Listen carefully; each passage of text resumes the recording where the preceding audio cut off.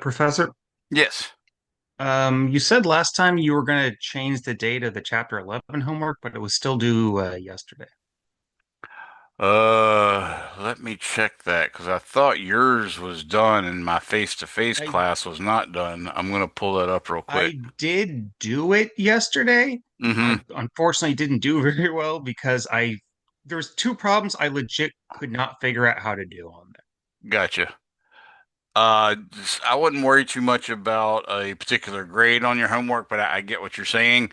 I would tell you that after Thanksgiving break, I will be giving y'all an announcement of something you can do to improve your homework score. And I think once you find out that, you'll be a lot happier. So that that'll take care of that. But that being said, I still got to fix what's going on with the homework assignments. Let me double check and make sure on my side they show what they're Yeah, the supposed to show. yeah, it just for the Chapter 10 homework was due on Saturday and the 11 was due on Sunday.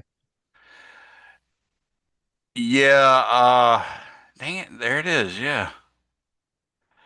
Chapter 11, I'm okay with that. I'm going to move it back anyways. I was okay with it being due because we did finish all I had planned on doing with regards to chapter 11, but I'm going to go ahead and move that back anyways. That'll give you up until the 25th for chapter 11. And chapter 14, which is what we're doing today, that's supposed to be due by the 11 by 11:30. I'll go ahead and move that right now too. I'm going to move that to 12:2. All So right. we now have 12:2 for that one, and the rest of them would just be 12:7. Okay. And it's just chapters 14 and Yeah, 15 we're left? just going to go 14 and 15, and I'm doing 14 and 15 a little bit shortened. So it's not like I'm actually doing the whole chapter. So uh, you'll see as we go. There's very specific examples that I want to make sure you guys are ready to complete. But other than that, you should be good to go. Okay. And Where did is 15 go? 14 going to be fully covered tonight, or is it like two classes or No, I suspect we can get it covered tonight because, like, again, like I said, I'm doing a very short shrift version of it. So hopefully we'll be able to do it all tonight. okay.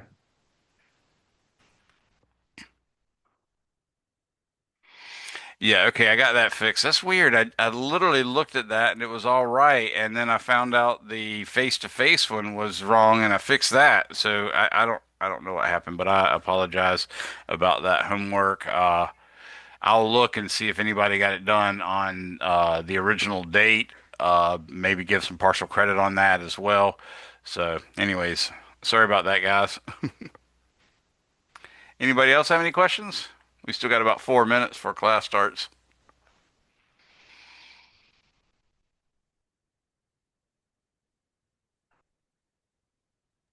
Wait, what was that about the face to face? Because the face to face, like, because because the face to face isn't for the third one isn't even like available on our end link wise to All like right, yeah, it's sign up for it or to do the practice for that. well, what I posted today was the practice for the final exam, and that's more than enough for the practice for your next face-to-face test. But I'll be putting a separate one there too. I just did the final exam early, so people that were chomping at the bit wanting it could do it. I'll probably have the practice test for the face-to-face test. I'll probably have that done tonight or first thing tomorrow.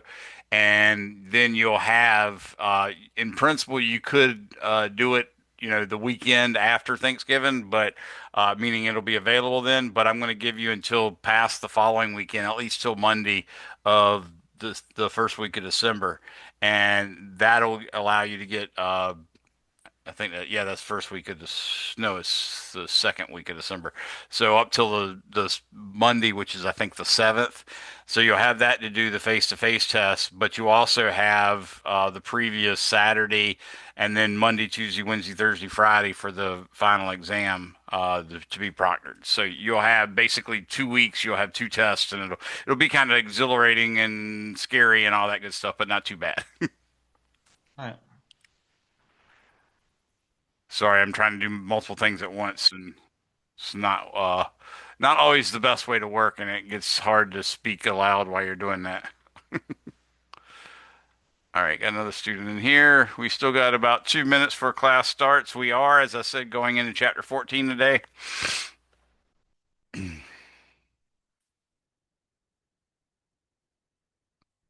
Ooh, that's not right. Mm,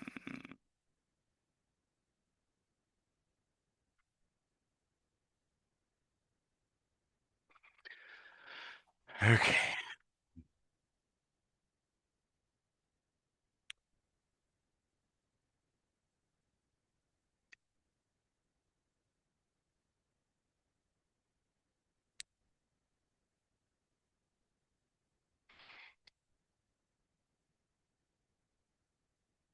okay, that's right.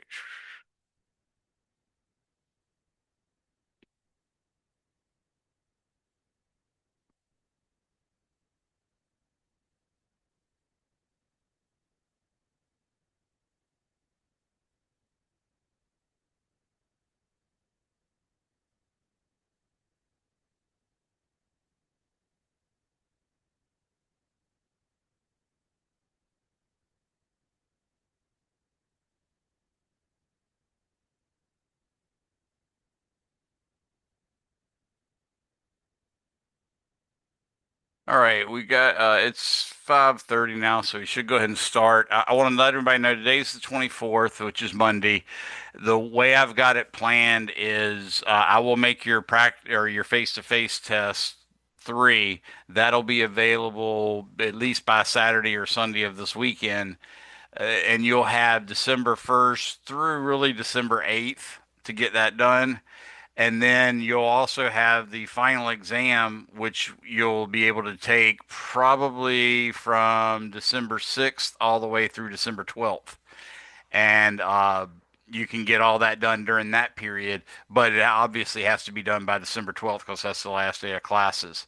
So that's the way the last two tests are going to go. You're getting basically a full week of time to do that. I've already posted the practice final, uh, and that covers chapters 1 through 11 plus 14 and 15. I will be posting a face to face test 3 practice test, but that will come up tomorrow or whatever. So just keep in mind that you do have a face to face test coming up next week. You got to do it sometime during the week. You can get, whatever proctor it is. You might want to start making appointments, that sort of thing. And then the following week, you'll need an appointment as well for your final exam. So now that I've got that, it looks like a lot of people are here, not nearly enough, but a lot of people are here. So we're gonna go ahead and get started. I want to tell you what we did with chapter 11 was really sufficient. The only thing I didn't, well, I mentioned it a couple times, but I didn't actually do an example on it. So I want to remind you guys that conservation of angular momentum means the angular momentum, for instance, of a planet orbiting the sun is always going to be a constant. And that's kind of hard to calculate because it's got that formula L cross P, or excuse me, L equals R cross P, where R is the vector from the center of the solar system, which you can normally pretend is like the sun sitting perfectly still and to be the center of the sun. But that vector pointing out to the distant planet only makes a 90-degree angle at the apogee slash aphelion and the perigee slash perihelion. So a common way of asking you to use your knowledge of conservation of angular momentum is to give you, for instance, the velocity of a planet and the orbital distance of a planet at perigee or perihelion. Remember, perihelion and aphelion, perigee and apogee basically mean peri is when you're close and ap means when you're away. But when you say aphelion, you're meaning away from the sun, and when you see perihelion, that means you're near the sun. And when you say apogee, that means you're away from the Earth, and perigee means you're near the Earth. So it could be something entirely different when you're orbiting something other than the sun. But the main thing is at those extremes, the apogee and the perigee, the r vector from the sun to the planet is perpendicular to the velocity vector for the planet at both of those locations. So you basically get conservation of momentum says the apogee distance times the apogee velocity equals the perigee distance times the perigee velocity. So just keep that in mind. That's the easiest way to do it. And that's about the only type of example that I didn't give you guys that will be covered. Uh,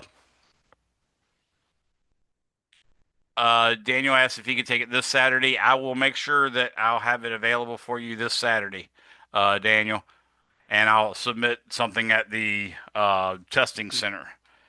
Let me write that down.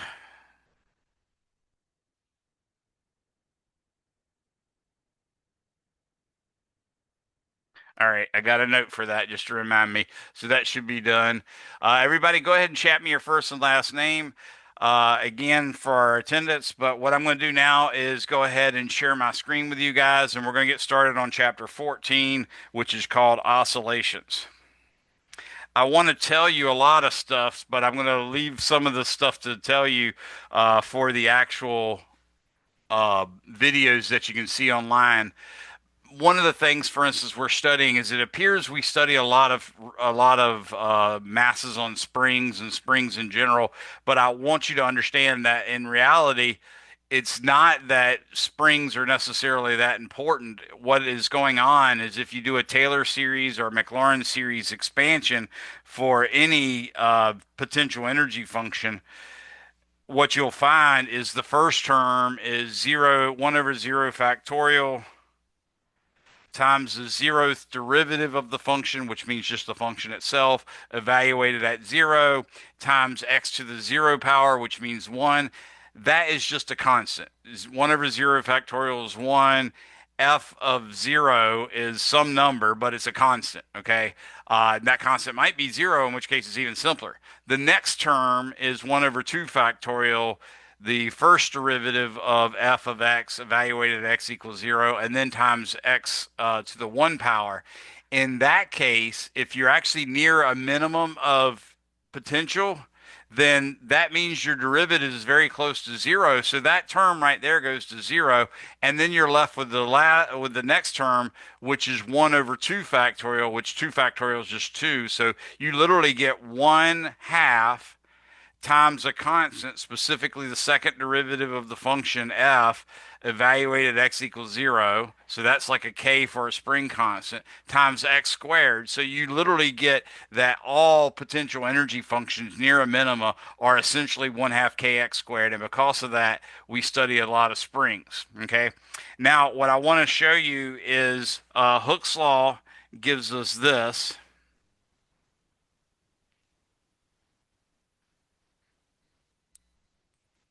And Hooke's law basically says that if you apply a force F to an object, and it doesn't have to be a spring, it just springs are easy and safe for us to do in labs. The same can be said about Hooke's law for a 2x4 made out of wood, or a 2x4 made out of steel, or an I-beam, or whatever.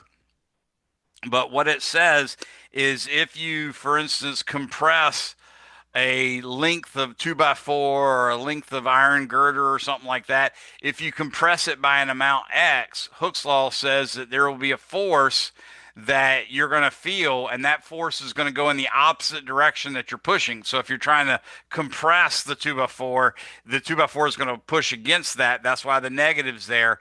And that force will be directly proportional to x. So if the x is bigger, it's going to be a bigger force. If the x is bigger still, it's going to be a bigger force even more. Okay, that's true. Like I said, for 2x4s and curtain rods and broomsticks and all that good stuff. But in the physics world, it's a lot easier for us to see it if we deal with springs. So it looks like it's a spring equation, but in reality, it's a all things equation. Now that's Hooke's law. Now, if we apply Newton's second law, which says the summation of the forces is equal to m d2r over dt squared. Now, this is going on the assumption that the mass isn't going to be changing. So I'm okay with doing that, even though the real value is Newton's law says the summation of forces is equal to dp, as in momentum, per time. and therefore you have a term that's derivative of the mass with respect to time multiplied by velocity plus the mass times the derivative of velocity with respect to time. So that's really what we're using, but we're not considering the mass changing. Now, if I assume this is a spring, for instance, lying horizontally on a frictionless surface, then there's going to be some kind of equilibrium position for the spring,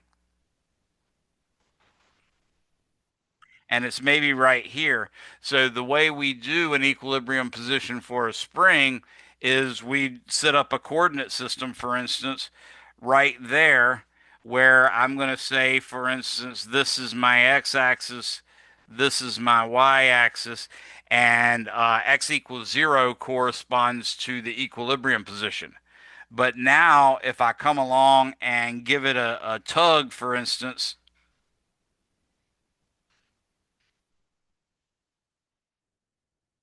now it's going to stretch out to here, and you'd see that this is some position x right there.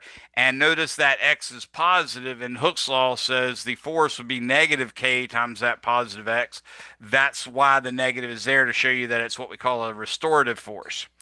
So that's really what's going to happen when you do this. And if you just focus on Newton's second law with only this force acting, because the y is all, summation of forces equals 0, what you end up getting is negative k times x is equal to m d2x over dt squared, which, just to make it easier, we often introduce a different type of notation for derivatives. When you're taking the derivative with respect to time, you can put a dot over the variable that you're taking the derivative of.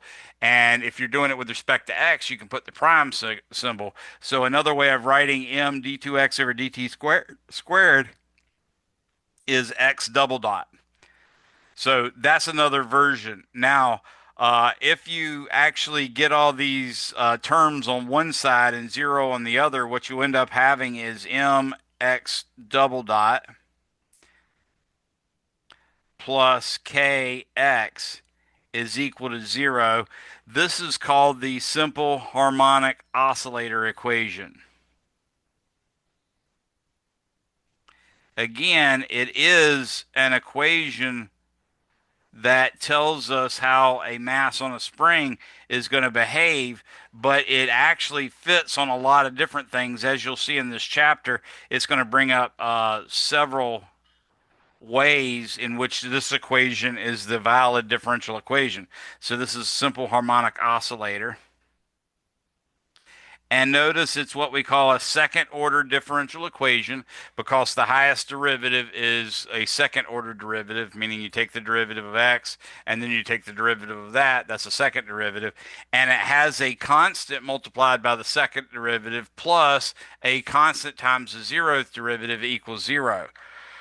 So whenever you have this equation, uh, it basically is always going to have the same solution. And if you learn this in differential equations class, what you'd look at is you say, oh, wow, it looks like if I had a derivative of a function such that it just gave me back the same function times a constant, then that would be ideal. Well, that kind of function really is the exponential function, because if you take the derivative of e to the rho t with respect to time, you get rho times e to the rho t. So you end up getting literally some number times the original function. That's the way you do it in a differential equation class, and they're going to, make use of the fact that that rho, that's the coefficient of t in the exponent of the exponential, that rho can actually be an imaginary number. And once you get it an imaginary number, then e to the I times theta is actually equal to cosine theta plus I sine theta, and you can start bringing in the trig functions. What your Oh, author's doing is sort of bypassing all that and saying, hey, I know this thing. You know, a mass on a spring is going to oscillate back and forth between some maximum value and some maximum negative value and some maximum value, maximum negative value. And that looks just like a cosine function or just like a sine function. So why not use that as a solution? And he's absolutely right. It does work. You can take the derivative and see. What we normally say is the solution. Sir, Yes. what does the mean when there's two dots over the x like that? That's what I was just telling you. When you put a dot over it, that's the derivative with respect to time. If you put two dots, it's the second derivative with respect to time. Okay. So it means the same thing as this. Okay. You're going to see that in your statics class. So that's why I bring it up now. Just one, it's easier to write, and two, get you prepared for when you take a statics class because they're going to use that, or at least by the dynamics portion, they usually do it. What the solution, though, as I was saying, the solution is x of t is equal to some amplitude times cosine omega t plus some phase angle phi. Okay, that really is the solution. If you took the time to take the derivative, you'd say dx over dt, which I just said was x dot. That's going to be you take the derivative of cosine with respect to its argument, and then you take the derivative of the cosine's argument with respect to time using the chain rule. And from that, what you get is the derivative of cosine is negative sine. So I'm going to get a minus, and then the derivative of omega t plus phi with respect to t is omega. So I get omega a sine omega t plus phi. That's the first derivative. The second derivative, d2x over dt squared, which is x double dot, that's just the derivative of the same function that we just found. So this time I'm taking the derivative of negative sine, and that's going to give me the derivative of sine's cosine. So the derivative of negative sine is going to be negative cosine. But again, I got to use the chain rule. So this time it's going to become negative omega squared a cosine omega t plus phi. Now, it looks like you've got three arbitrary constants there. You've got A, you've got omega, and you've got phi, but in reality, you only have two, and that's what you expect. Just like if you try to undo a derivative, how do you undo a derivative? What's the opposite operation of a derivative?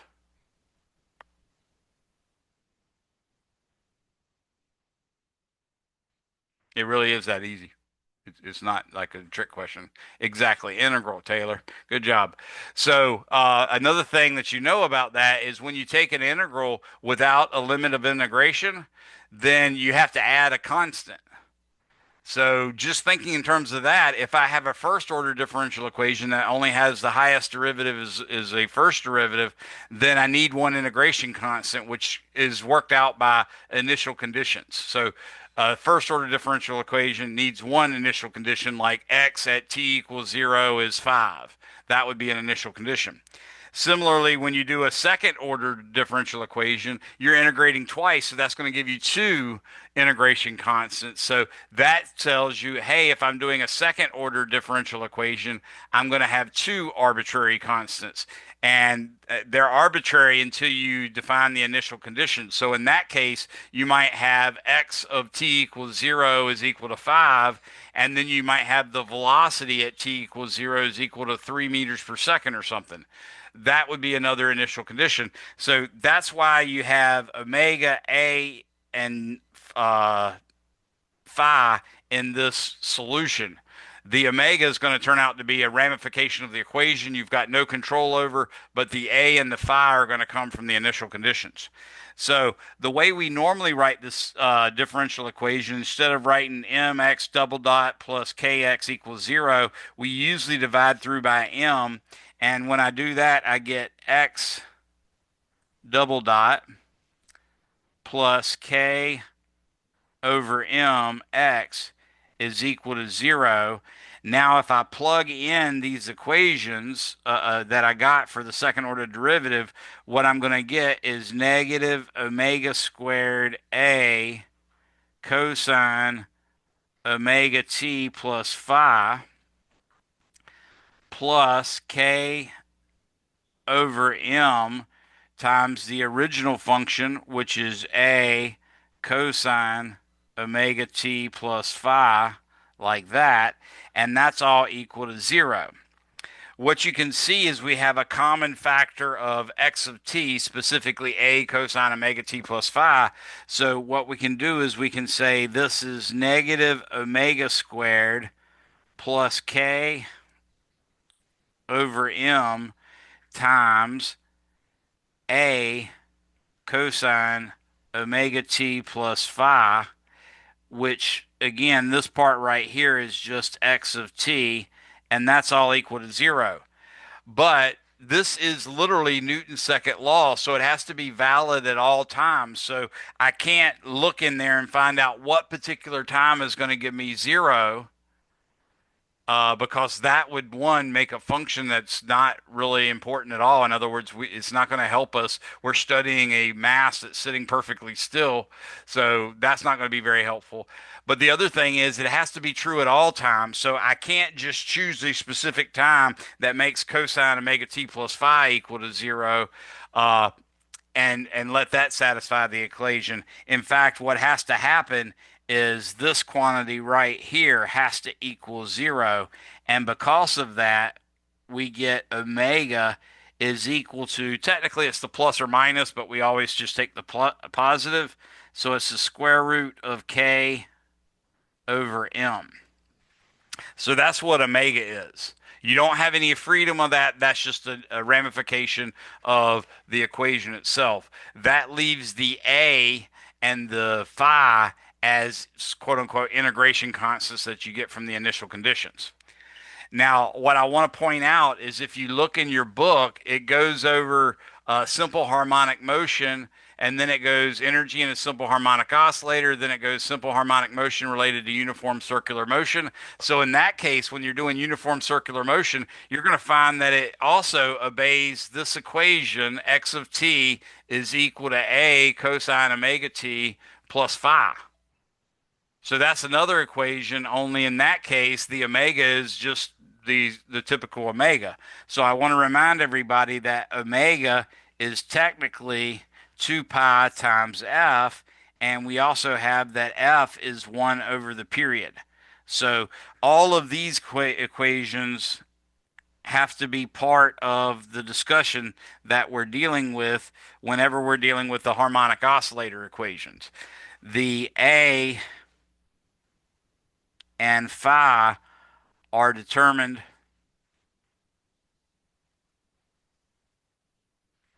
by the initial equations or initial conditions, sorry. Now, technically, any two initial conditions in principle could do it, but the holy grail or the typical scenario that we'd ideally like is we'd like to say x of 0 is equal to some x0 quantity, and v of 0, let me say v of 0, which is dx over dt evaluated at t equals 0. That's some initial velocity v0. So if you had those two equations and you knew that x0 was the initial position and v0 was the initial velocity, then in principle you can go ahead and take care of that and solve the differential equation and determine what a and phi is. In fact, the way you do that is as follows. So we're going to say x of t is equal to a cosine omega t plus phi, and we already know what omega is. Omega is the square root of k over m. But x of 0 equals x0 means x0 is equal to a times cosine of just plain phi. And then v of 0 equals v0. I'm going to call this equation 1. This one that I'm getting ready to make, I'm going to call equation 2. We've taken the derivative before. We already found out that the derivative is negative omega a times the sine of omega t plus phi. So in this case, I'm going to say V0 is equal to negative omega A times the sine of phi, like that.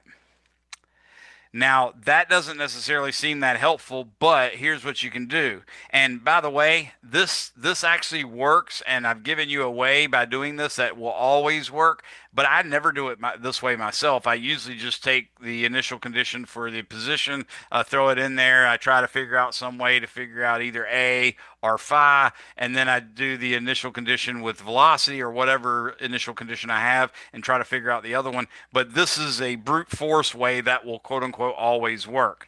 So what I'm going to do is I'm going to take equation 2 and I'm going to divide it by equation 1.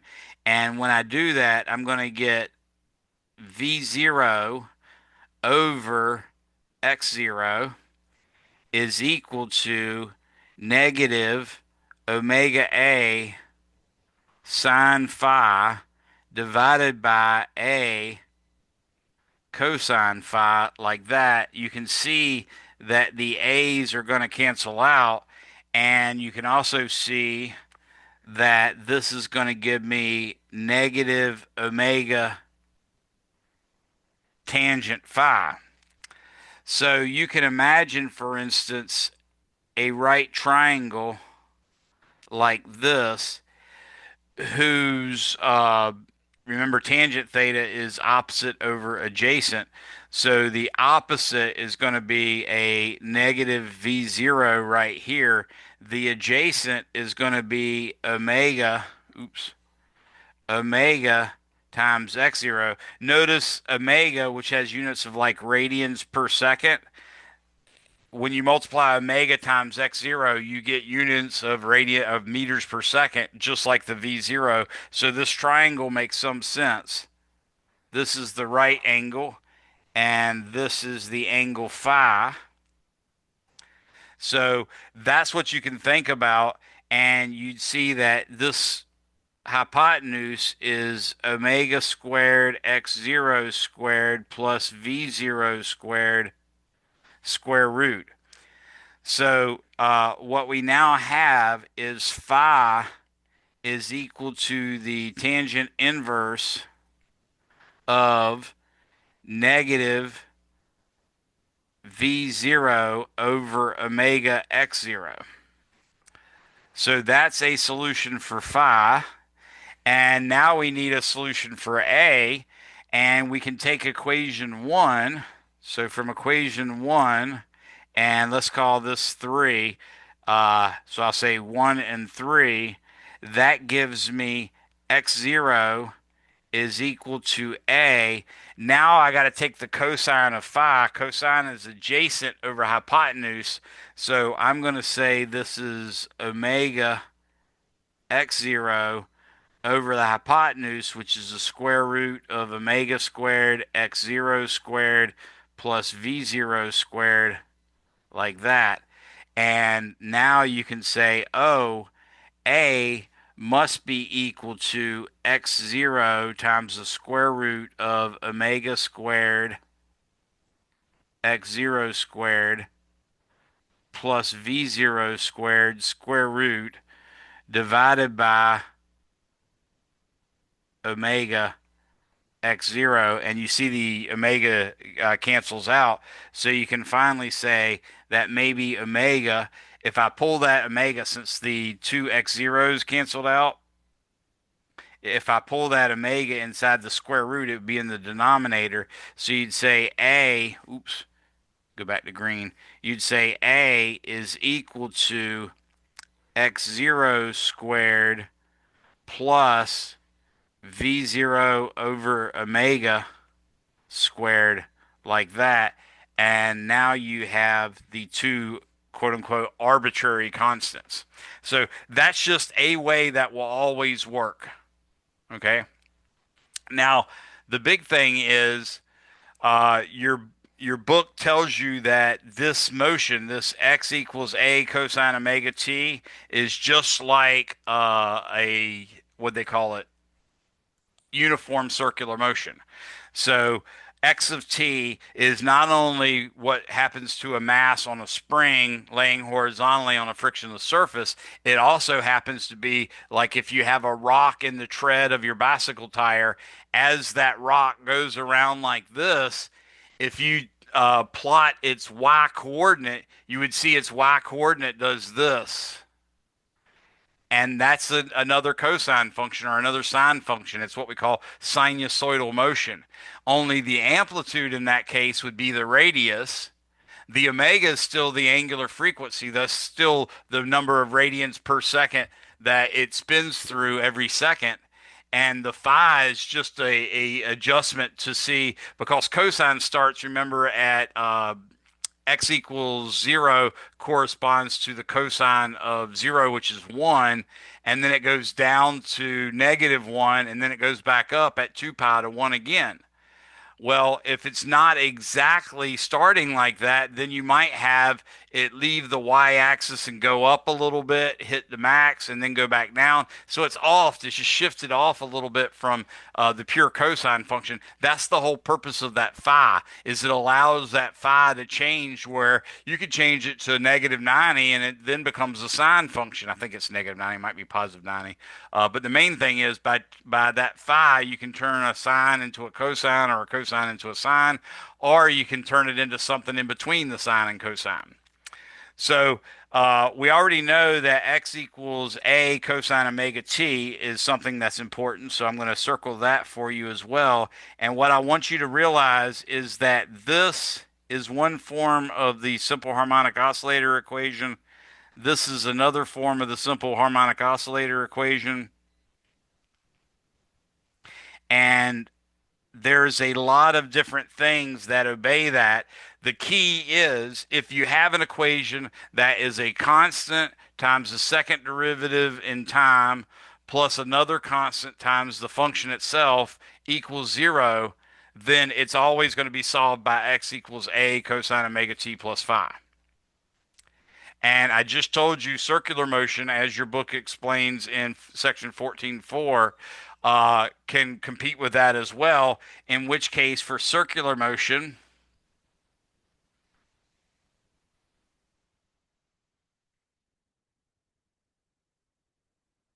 you're going to have y of t or x of t for that matter is equal to, instead of a, it's going to be r cosine omega t plus phi. But in this case, the omega doesn't have any bearing on a spring constant or a mass. In this case, the omega is just 2 pi f. So that's why I took the time to remind you guys that omega is 2 pi f and f is 1 over the period. And that's what happens in this case is that omega is just 2 pi times the frequency, where the frequency is the number of cycles per second that the rock on the tire goes through. So that's what happens when you're allowing a simple harmonic motion interpretation of a object going in a circle. Next, your book talks about the simple pendulum. And when you do the simple pendulum, what you'll see is you get an equation for a simple pendulum that looks like this. So you have the ceiling up here, you've got a rod hanging down here, and a mass that's markedly heavier than the rod or string that's holding it, so that we can basically say the center of mass for the whole system is dead center in the bob, like that. And then this distance from here to here is L. And what we can do is then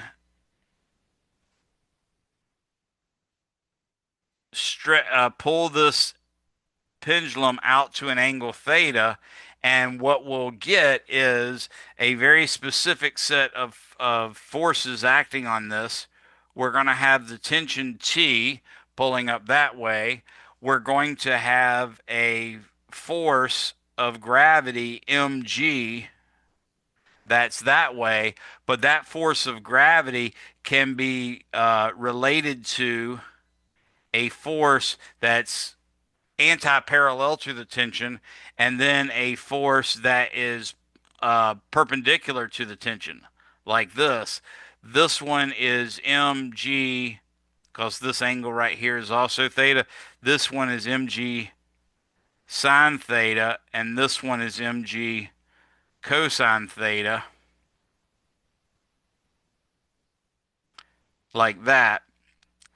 So that's the actual forces acting on it.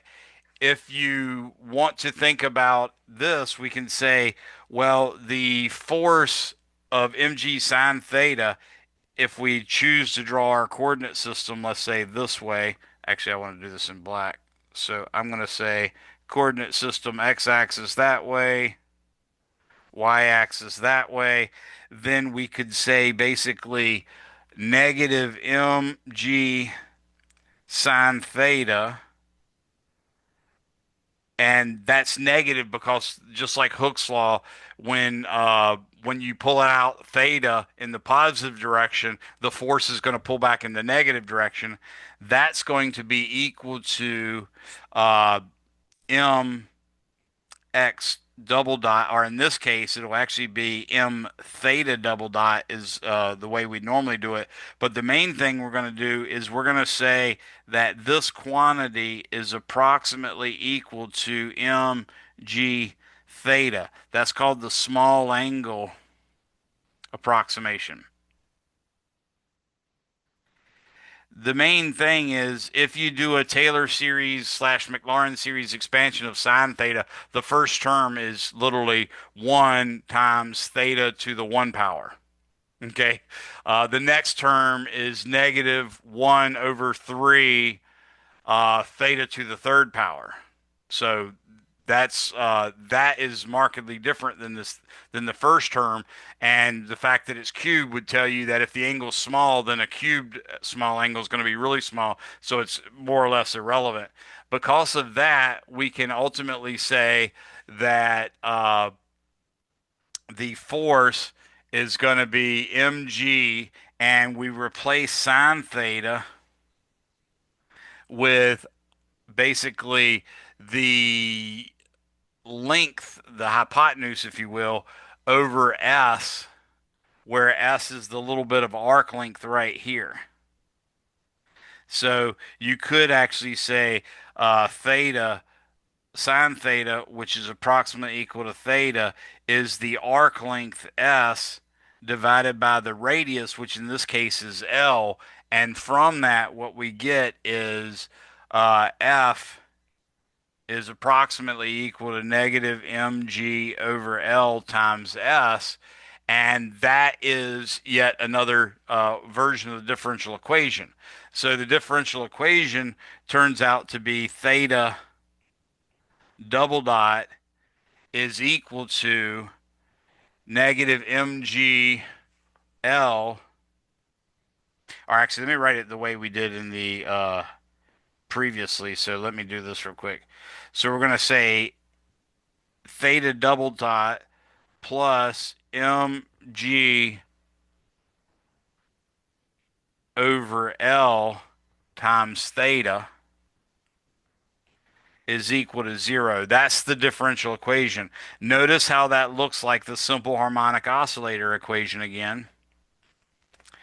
Because of that, we're going to go ahead and assume that theta is equal to some theta max, which is the same thing that A is. It's a max function, if you will, times the cosine of omega t plus phi. Only this time, can anybody guess what omega will be?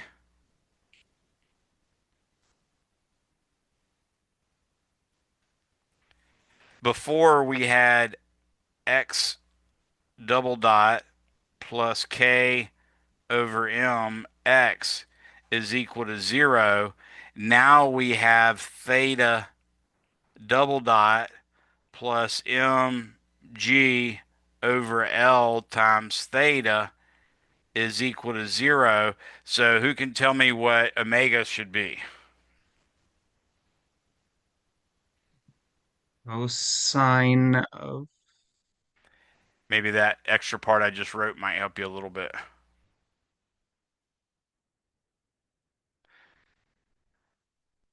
Focus on the similarities between these two.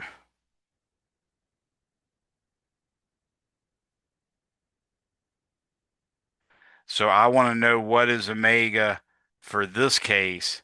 I just showed you what omega was for this case. Can anybody give me a guess what they think omega is for this case?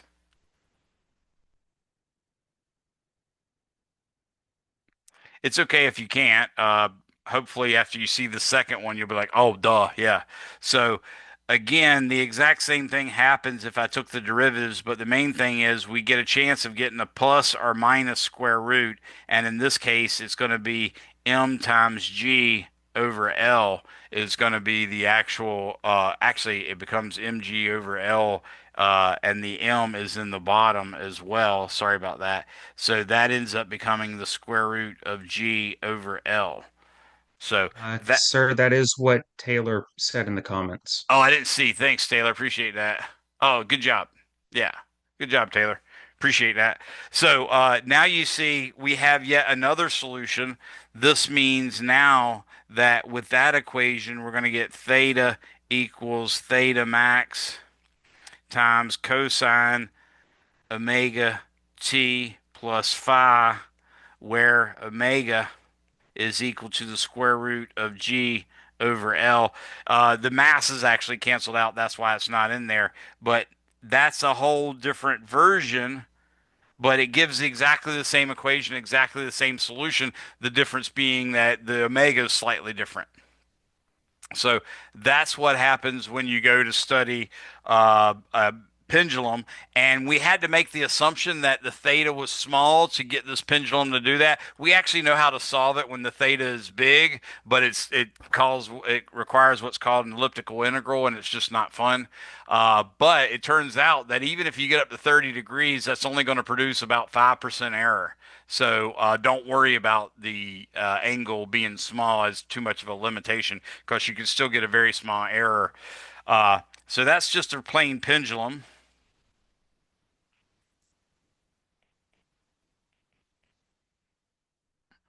Now there's another version as well that we can do. Instead of a plain pendulum, we can go a little further and do what's called a physical pendulum. And that just means a pendulum of any arbitrary height, of any arbitrary shape.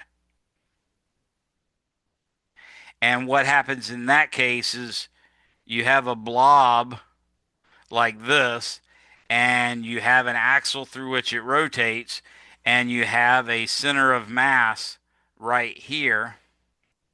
And then acting on that center of mass, you have a weight mg. And right here, you have a distance we're going to call h. And that's the distance between the axis of rotation and the center of mass. And this thing also has a moment of inertia I. So when you go to actually solve this, what you end up getting is indeed another harmonic oscillator equation. Specifically, you get the summation of the torques is equal to I times theta double dot again, or I times d2 theta over dt squared, like that.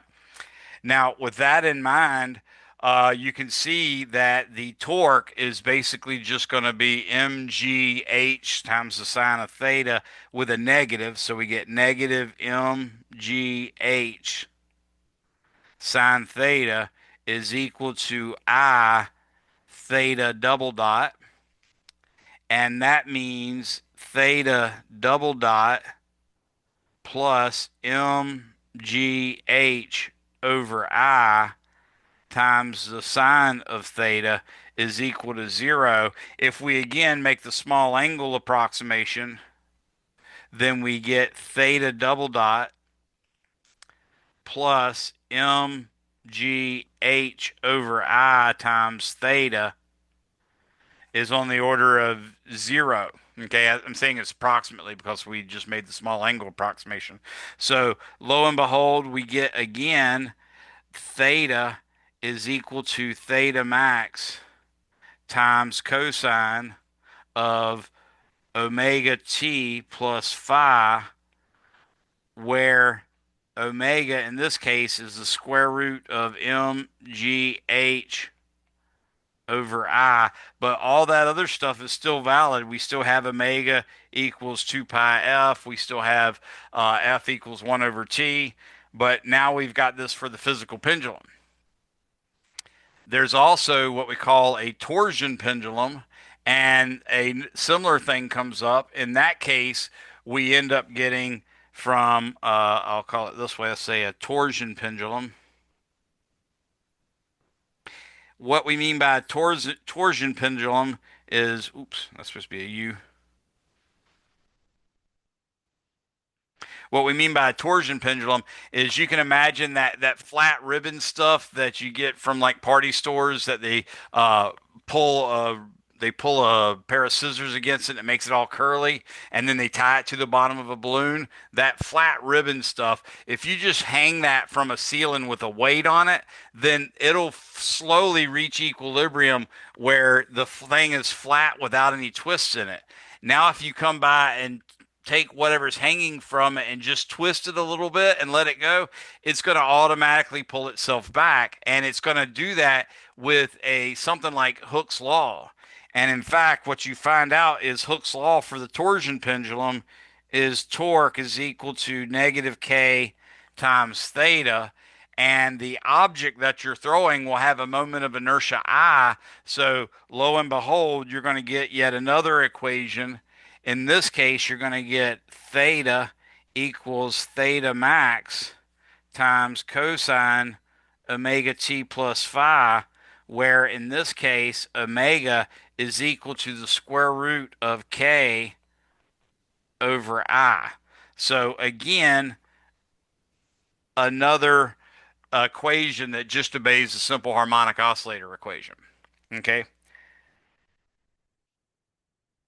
Now that we have all that, let me show you some simple examples so you'll get an idea of exactly how we're going to be doing stuff in here. And it's actually not as hard as it sounds. It's actually a lot easier than you might think. So let's go to, I'm going back to the very first example in chapter 14, which is about a car with springs for part of their suspension. Just if I ever get there. Okay, finally made it there. So example 14.1.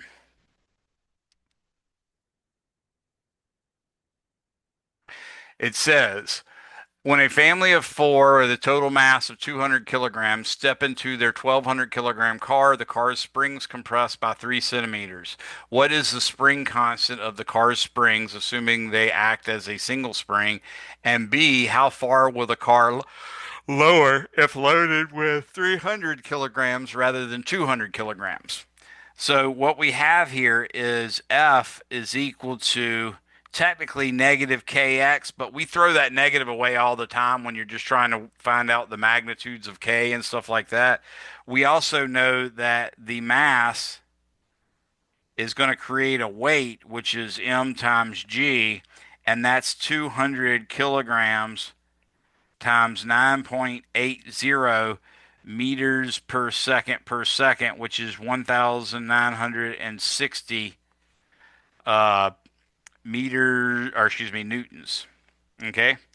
And we know that under that weight, X is 3.0 centimeters. And then for part B, we'll want something different. But here we go for part A.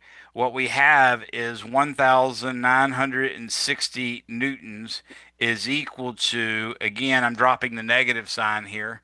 So I'm going to drop the negative sign and I'm going to say it's equal to K times 3.0 times 10 to the negative 2 meters.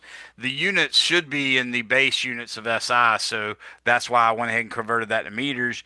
And from this, we get K is equal to 1,960 divided by 3 times 10 to the 4, or excuse me, times 3 times 10 to the negative 2.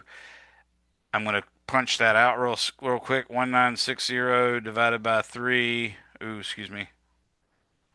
Divided by 3. Dang it. Just erased everything. 1960 divided by parentheses 3 times 10 to the negative 2. Close parentheses. That gives me 6.53 times 10 to the fourth newtons per meter. And that is the spring constant. And that's the units we expected in. Now for part B, they're asking what about if the force is 300 kilograms, times 9.8, of course, instead of 200 kilograms. You can see that this force is linearly related. So if I increase the force by a factor of 1.5, which is what I do when I go from 200 to 300, because half of 200 is 100. And if I do 1.5, that means 200 plus half of 200, which is 300. So I expect this to come out not at 3 centimeters, but at 4.5 because that's 1.5. But let's double check by computing it. So now that we know the K, we can say that the X is given by F is equal to K times X. So X would be F over K. Now the F in this case is 300 kilograms times 9.80 meters per second. And now we're going to divide that by 6.53 times 10 to the fourth. Notice I'm only justified in having two sig figs, but I'm carrying the extra one because that's what you're supposed to do. Okay. So I'll say 300 times 9.8, and then I'm going to divide that by the answer I just calculated, and that gives me 0.0450 meters, which is 4.50 centimeters. So that one's pretty straightforward. Anybody have any questions on that? Now, conceptual example 14.2 is really good. I want to point out what's going on here with this one. So this is going to be example 14-2. And what they're asking is which of the following forces would cause an object to move in simple harmonic motion?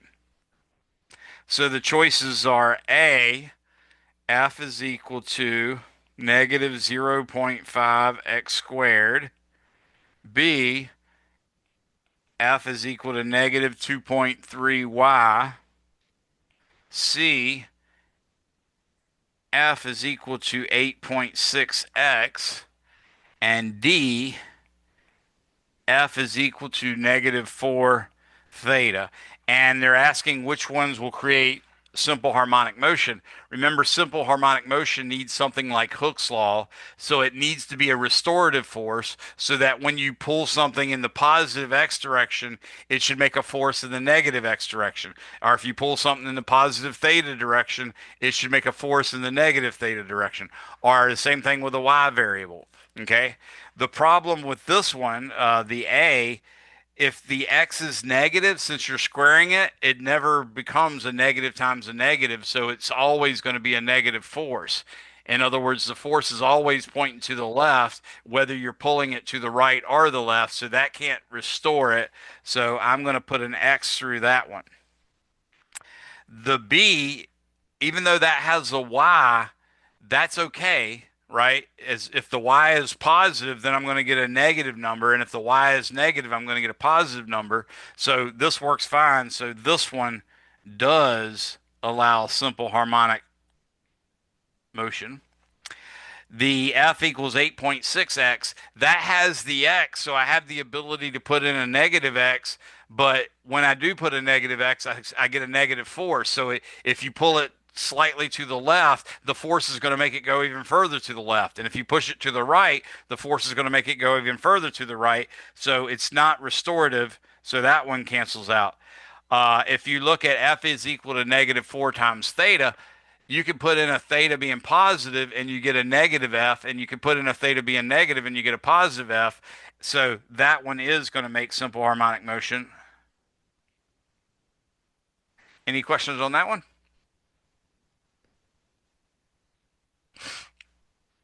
All right. So now that we have all this stuff, we can actually apply some physics to this. Let's take, for instance, example 14-3. It says determine the period and frequency of the car in figure 14.1a after hitting a bump. Assume the shock absorbers are poor, uh, so the car really oscillates up and down. This is, I said from figure, but it's from example 14.1a. So we know the mass of the car is equal to 1,200 kilograms because that's what we had last time. We know the mass of the people. We're going to assume part A is what they're asking about. So that's going to be 200 kilograms. And what we saw was K turned out to be 6.53 times 10 to the fourth newtons per meter. And what they're asking us to do is determine the frequency of oscillation of that car. So I'm thinking like the Uncle Buck scene from the movie Uncle Buck, when he's dropping the kids off, or specifically the daughter off at the older daughter off at high school, and he's riding on the road and the car's just going boo. That is very much a typical sort of oscillation you have if your shocks are bad.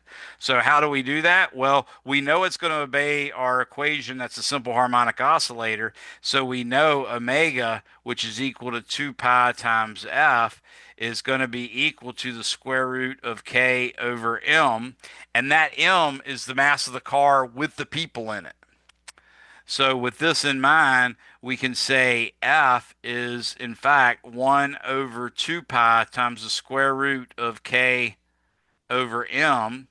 That's going to be 1 over 2 pi times the square root of 6.53 times 10 to the fourth newtons per meter divided by 1,400 kilograms. Notice that's 1,200 plus 200. So if I take 6.53 times 10 to the fourth and I divide that by 1,400, I get 46.6. Now I'm going to take the square root of that. That gives me 6.829. Now I'm going to divide that by 2 pi, divided by parentheses 2 times 3.14159, close parentheses. This gives me 1.09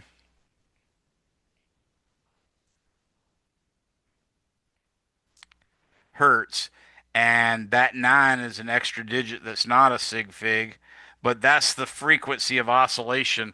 And if you watch Uncle Buck, you'll find that it's pretty close to about a cycle, 1 cycle per second. Now, is that all they ask? Yeah, that's it. Determine the period. Oh, period and frequency. So now we want the period as well. The period t, I should write this in green. The period t is 1 over the frequency. So I'm going to do 1 divided by 1.09 hertz.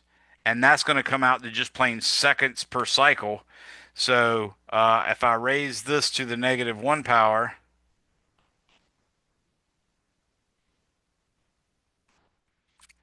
I get 0.917. And that's one extra digit. And that is seconds per cycle, strictly speaking. All right. Now, the cool thing about this is anytime you see an object that appears to be going in sinusoidal motion, like maybe you had a vehicle parked in your living room or in a showroom in upstairs, and the music starts playing and you feel the whole floor and everything shaking up and down. If you think the floor is shaking up and down like this, then it's a good chance that it's going to match like a sine wave. If that's the case, then you can model it as simple harmonic motion, and you can, make predictions about it and stuff like that, as you're going to see in some other examples. So let me show you, for starters, an example. In this case, example 14.4.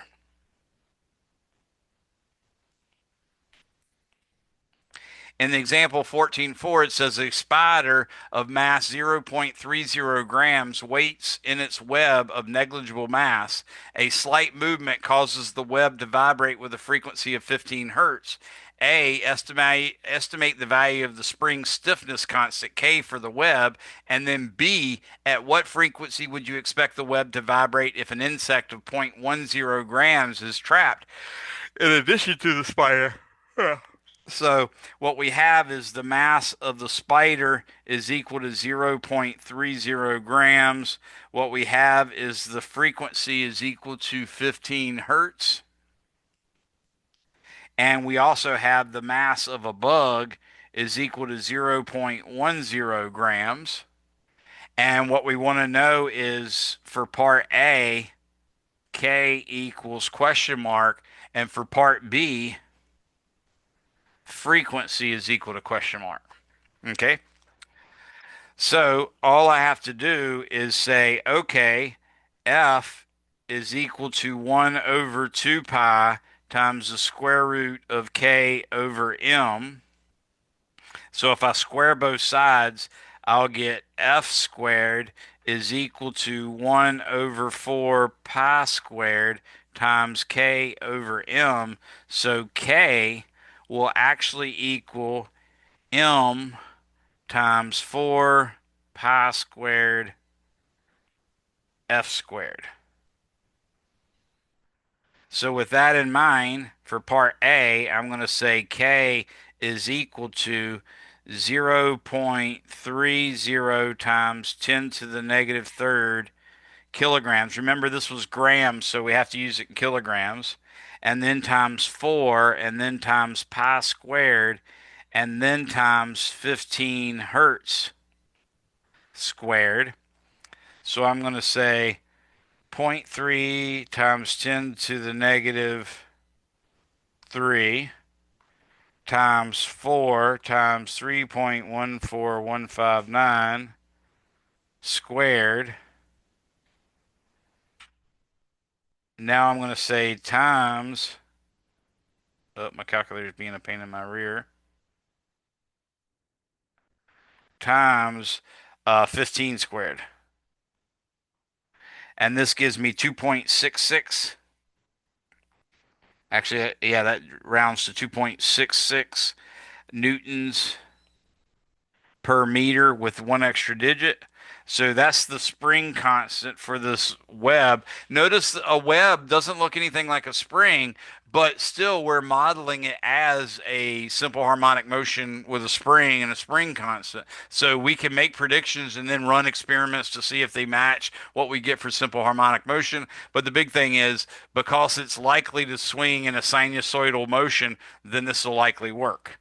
Now, for part B, we're going to figure out what happens when we actually put an additional bug on there and we want to know what the frequency is. Well, the frequency is 1 over 2 pi times the square root of K over M. So that's going to be 1 over 2 pi times the square root of 2.66 newtons per meter divided by, in this case, we have to add the two, so this would be 0.40 times 10 to the negative third kilograms. So if I take 2.66 divided by let's do parentheses on this one, uh, point 0.4, whoa, Nelly,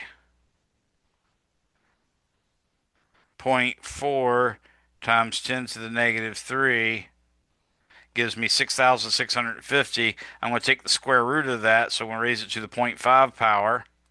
And now I'm going to divide that by 2 pi, divided by 2 times 3.14159, close parentheses, equals 12.97.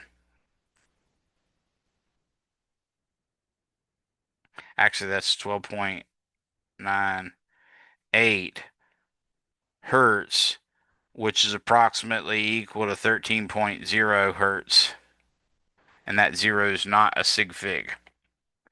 So the spider could technically detect it. He's used to it going at, a frequency of 15 hertz, and now it's going to slow down a little bit and go at a frequency of 13 hertz. He could detect that and go walk about looking for the creature. Any questions on that one?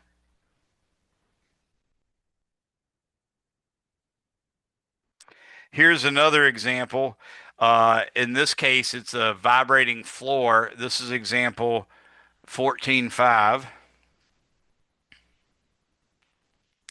Now, what I want to tell you guys is I want you to do 14.1 through 14.13. Those are the examples that you should know for this chapter. If you don't know any of the other stuff, but you know those, then you've completely covered this chapter really well. So don't worry that I don't cover them all. They're not that hard, and I've shown you sort of some of the difficult stuff, and I'll get more too. But the main thing is I want you to make sure you definitely study examples 14.1 through 14.3 because that's all the what I'd consider relevant for this chapter from a test standpoint. From a homework standpoint, we're pretty much open to doing the simple harmonic motion as well as the damped harmonic motion as well as the forced harmonic motion. I don't mind you doing those for homework, and I don't mind you doing those on practice tests. I try to get them out of the practice test, but the actual test is only going to be on this kind of stuff. You'll see something like that happens with chapter 15 as well. With example 14.5, it says a large motor in a factory causes a floor to vibrate at a frequency of 10 hertz. The amplitude of the floor's motion near the motor is about 3 millimeters. Notice they said amplitude there. Estimate the maximum acceleration of the floor near the motor. So I'm going to write down what we know here. For starters, we have the frequency is equal to 10 hertz, and we have the amplitude is equal to 3.0 millimeters, which equals 3.0 times 10 to the negative third meters. And what we're asked to find out is the maximum acceleration. So A max equals question mark. Now, hopefully you saw this already, but you might not have realized it when I took the time to take the derivative of x and then the second derivative of x. That was very important. So, for instance, x of t was equal to a cosine omega t plus phi.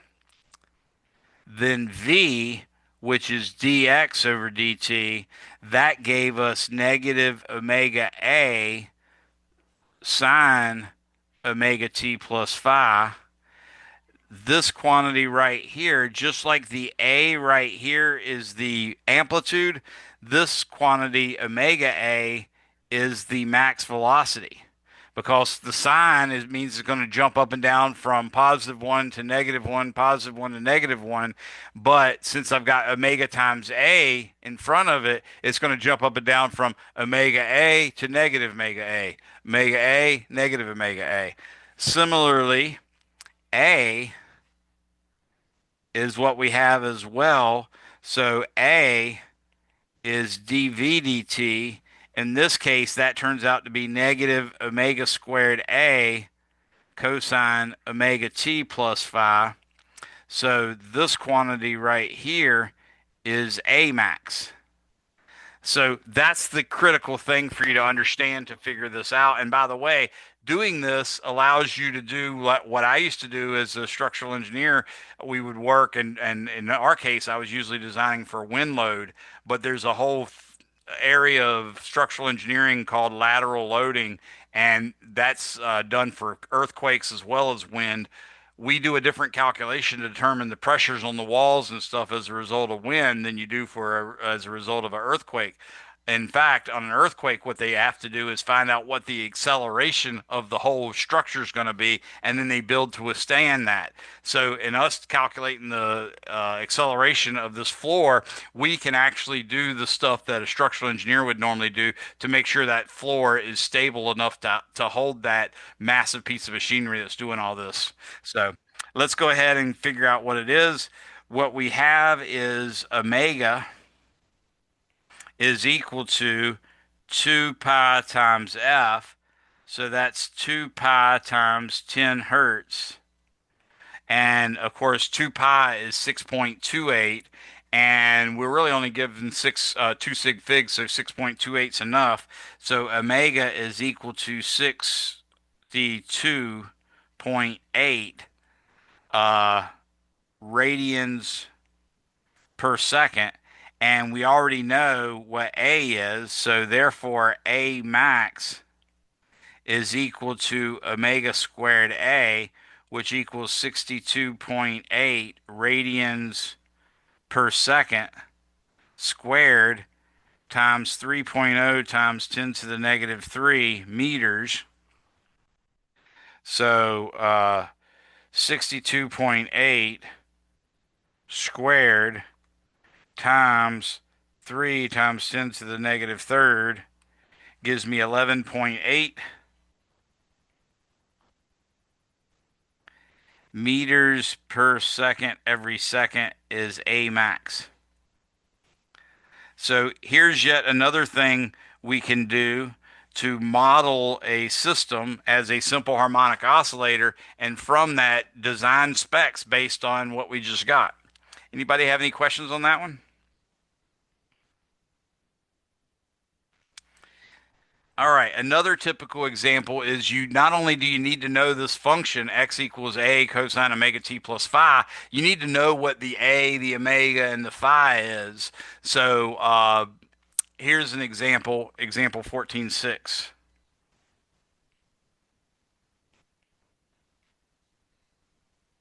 In this case, what we're given is x is equal to, x is equal to 0.30 meters multiplied by cosine of 8.0 t, and that's coming out in radians. So the 8.0 times t is actually radians.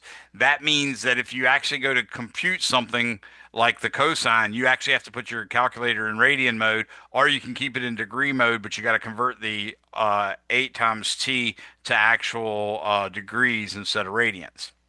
So what they're asking is they want to know A, the amplitude. So part A is the amplitude. We can look on here and see that A is equal to 0.30 meters. Then we want part B. And part B, they want to know the frequency. So F is the question mark. In this case, 2 times pi times F is actually equal to 8.0 radians per second. So F is going to be 8 divided by 2.2 pi. So 8 divided by parentheses 2 times 3.14159 close parentheses. That gives me 1.27 hertz with one extra sig fig or one extra digit beyond sig figs there. So that's roughly 1.3 hertz is the actual frequency. And next we have part C, they want the period. So C, the period equals question mark, but the period is 1 over the frequency. So in this case, I'm going to raise 1.27 to the negative 1 power, and that's going to give me 0.785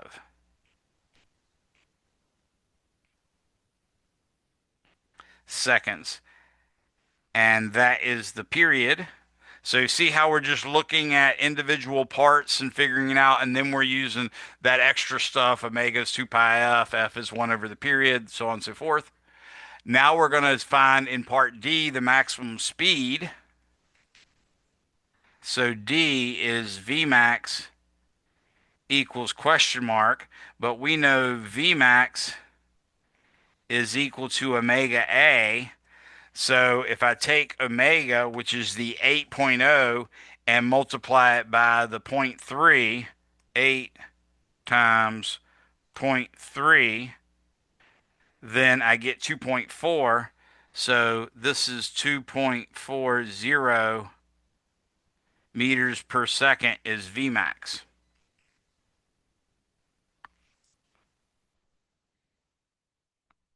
Okay. And then finally, part E, they want to know A max. And we know A max is equal to omega squared A. So in this case, it's going to be 8.0 radians per second squared times 0.30 meters. This is going to give me 64 times zero point 0.3,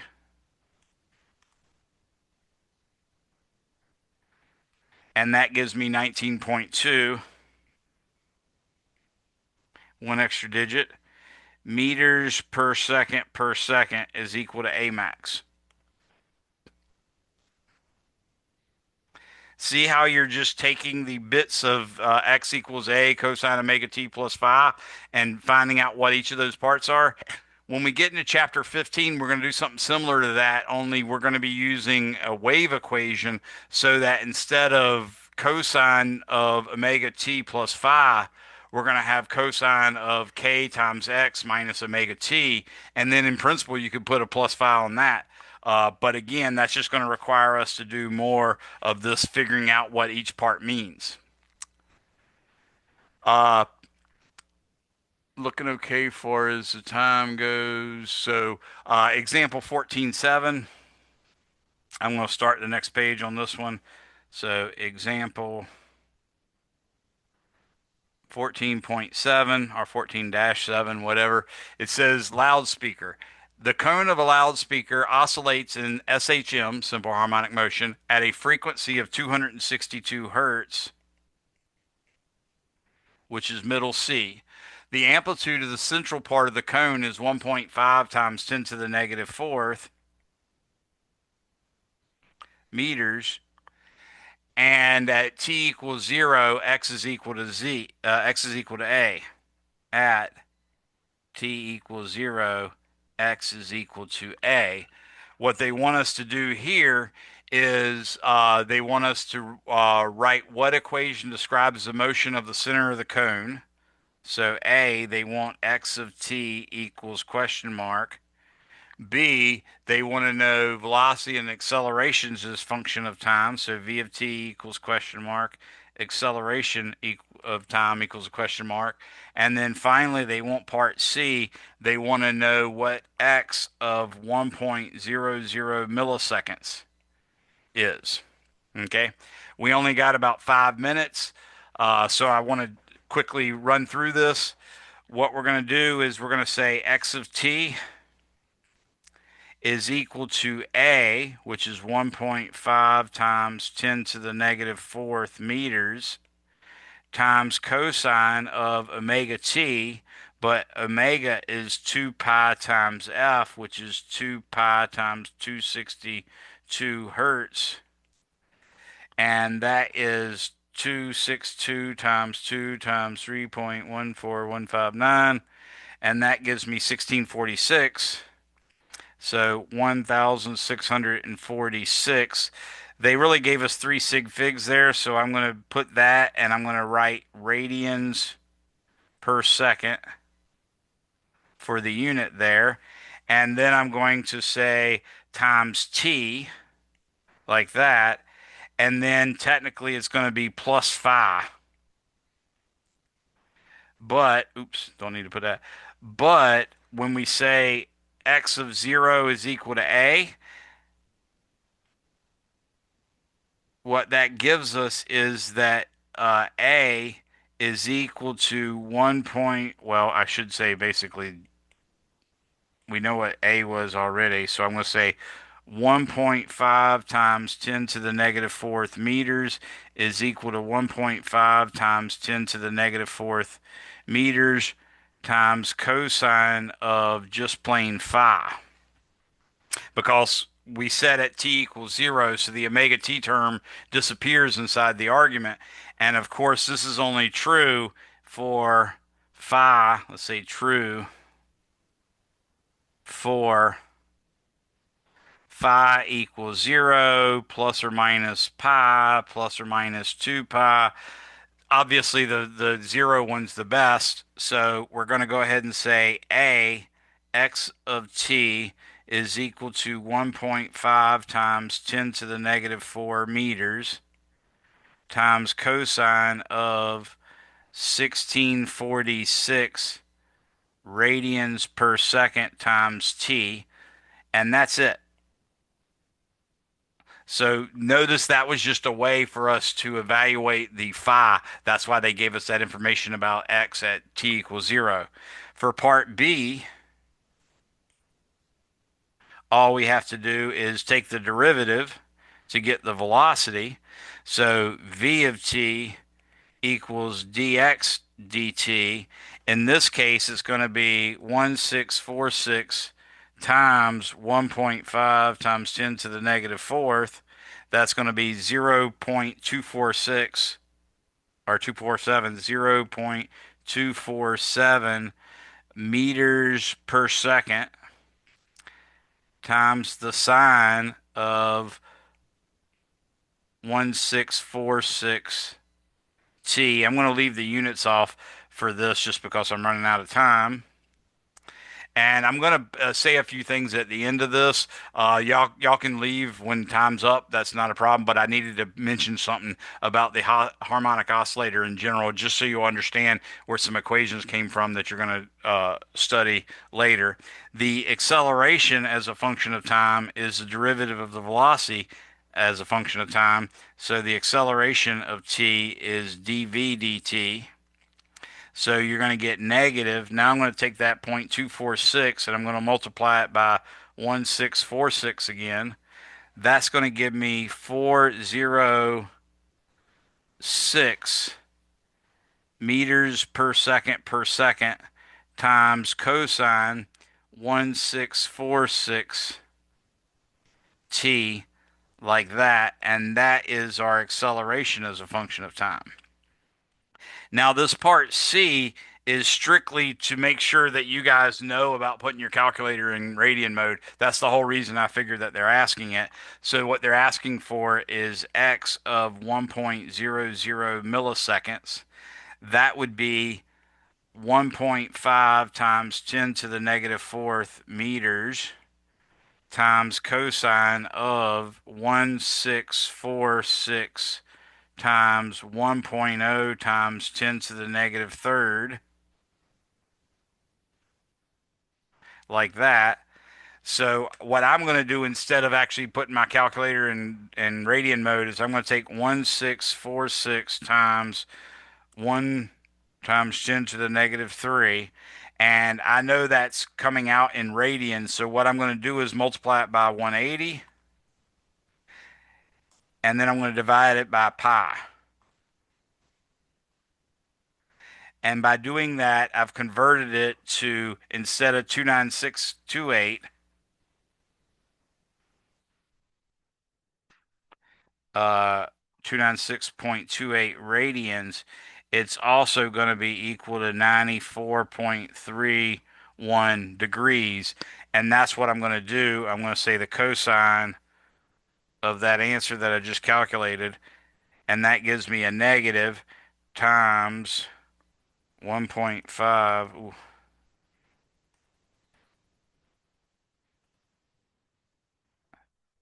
times 1.5 times 10 to the negative 4.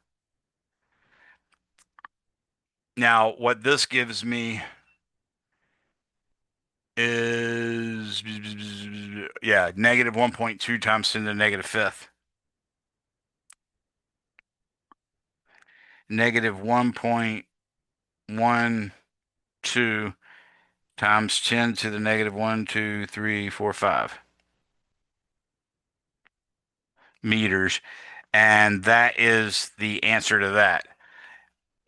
You guys are free to go. Make sure you chat me your first and last names.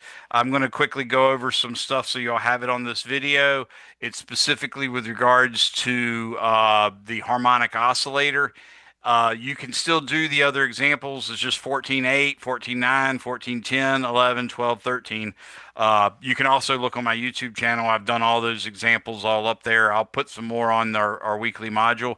But you guys are done. You're not coming back until after Thanksgiving. I hope you have a great Thanksgiving.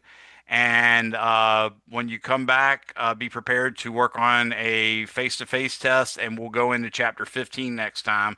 Like I said, I'll put some more links to examples in the module so you can see some more, but I think you really can get it from here. Have a good one, everybody. Have a good Thanksgiving. You too. Thank you. All right. So, what I wanted you guys to know about is when you're actually dealing with a simple harmonic oscillator, so you have a mass on the spring sitting on a frictionless surface, when you give it a push, you can do it a couple different ways. Actually, you can do it an infinity of ways.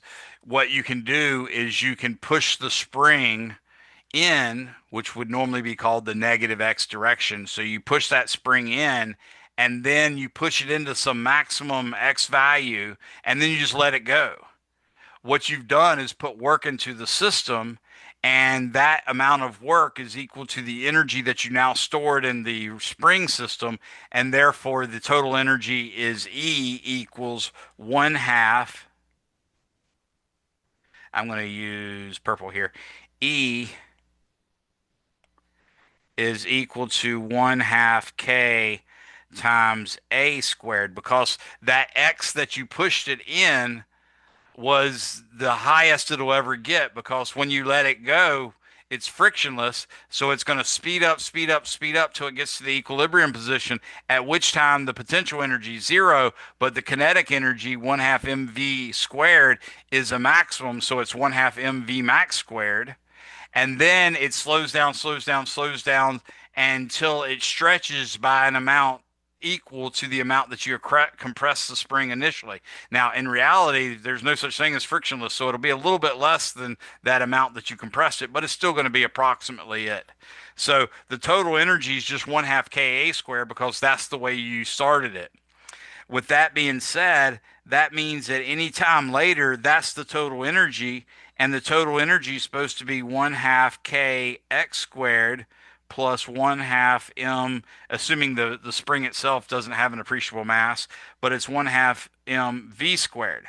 So that's the total energy that you have. And this is if you started it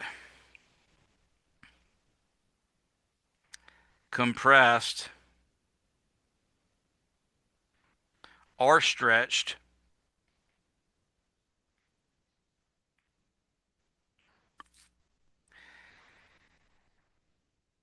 but let it go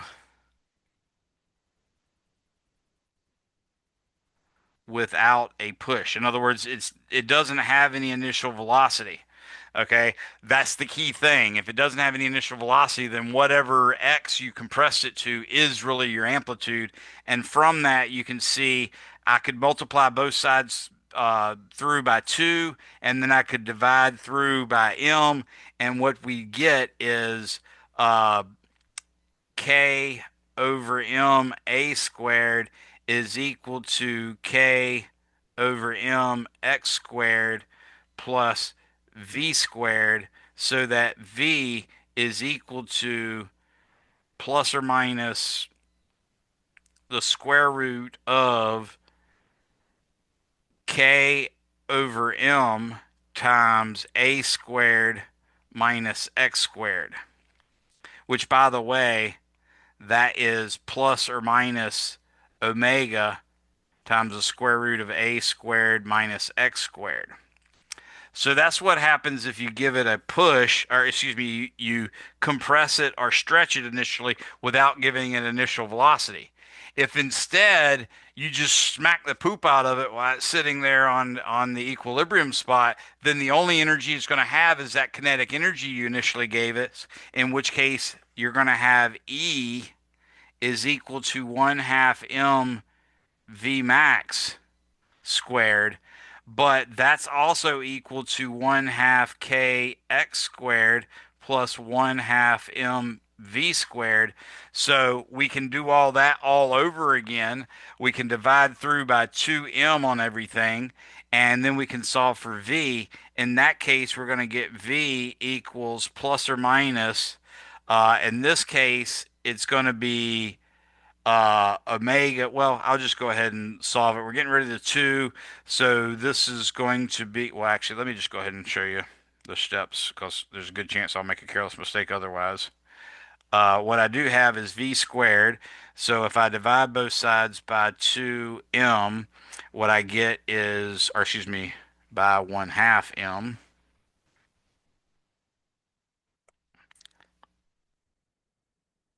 So I'm going to divide both sides by 1/2 m. When I do that, what I'm going to get is the 1/2 is going to cancel out, and I get v max squared, which I'm just going to put the m there because it's easier than writing the whole darn thing, is equal to k over m x squared plus v squared. So v is equal to, oh, and I forgot this other side when I divide by m. Yeah, that's all good. So uh, in this case, I can say v is equal to v max squared minus omega squared x squared plus or minus square root. Now that omega, that v max is actually omega times a, so we could actually write this as v equals uh, plus or minus square root of omega squared a squared minus omega squared x squared, and you'd see that that's v equals plus or minus omega times the square root of a squared minus x squared, and you can see that we get the same expression again.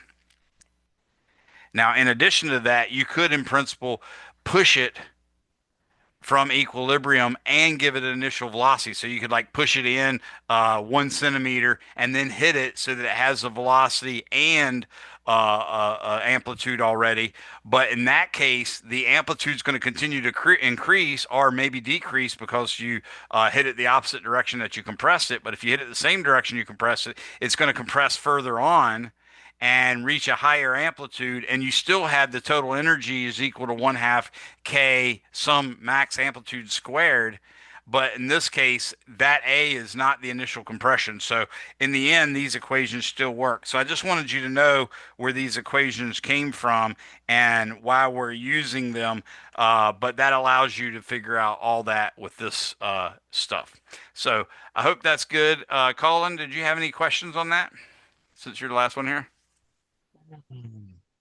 Not so much on that. I just think I'm gonna have to go over it a bunch to really get it to mesh in my brain. Yeah, yeah. It's sometimes it just takes plugging in some questions. If you look at these next two examples, or not the next two, but the next one is 14.8. That gets you using a lot of stuff. Then when you go to 14.9, you're going to be using some more stuff. Those are more related to what we already covered. But once you get out of those, where you start talking about the energy in the simple harmonic oscillator, which is section 14.3, you'll see all these equations that I just came up with and hopefully understand why. And then when you do example 14.10, it's easy peasy. So let me just say C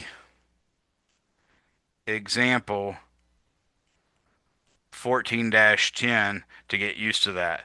But remember 14-1 to 14-13, these examples are the key to understanding chapter 14 well enough for the face-to-face test as well as for the final.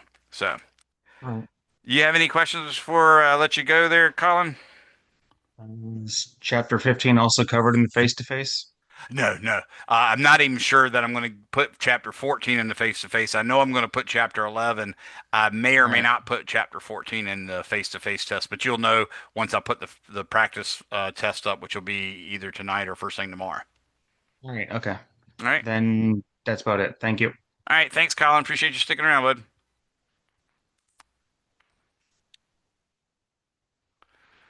All right, so I guess we're done. Have a good one, everybody. Bye bye.